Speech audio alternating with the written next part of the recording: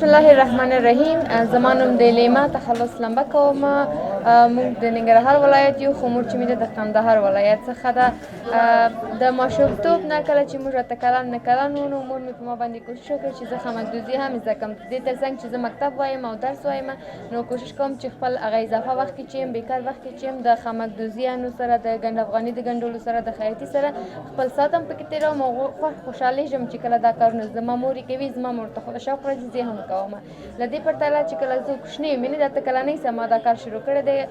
غاړې خمکونه مو کړي دي، بیا بعد هغې څخه کرار چې لویدلم، نو دغسې مې خمکدوزي تر څنګ خیاطي هم موږ لاس کړل او خیاطي مو هم زده کړله. دغه غاړې چې دي دا مکمل موږ په لاس باندې کوو، خو مګم دغه کالیګان چې دي دغه بیا خیاطیانې چې دي دا بیا په ماشین باندې ګنډو. دا څو وخته خو چې وو، یوازې موږ خپله خاله مې وه، مور مې وه، د خاله لوڼې مې موږ په خپل مابینځای کې د مخ ته وړل. خو 6 کال چې وو، په دې اخره کې موږ یو کوچنۍ کارګاه جوړه کړل چې په هغه کې د دې تر څنګ چې زه مې، مور مې، خاله مې او د خاله لوڼې مې کار کوو. زموږ تر څنګ یو 10 کسه نور هم دي، د شاګردانو په منحیث باندې زموږ سره کار کوي. موږ ورته د خمکدوزي او خیاطي ور زده کوو، یعنې زموږ سره کار کوي.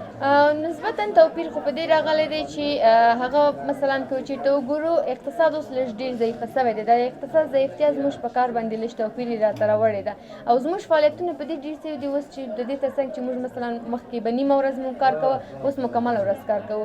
موږ خپل کارونه ډېر وړو، خو هغه خرید و فروش ده له پخوا پرتله اوس ضعیفه سوې ده. ښه، بیا هم شکر بس.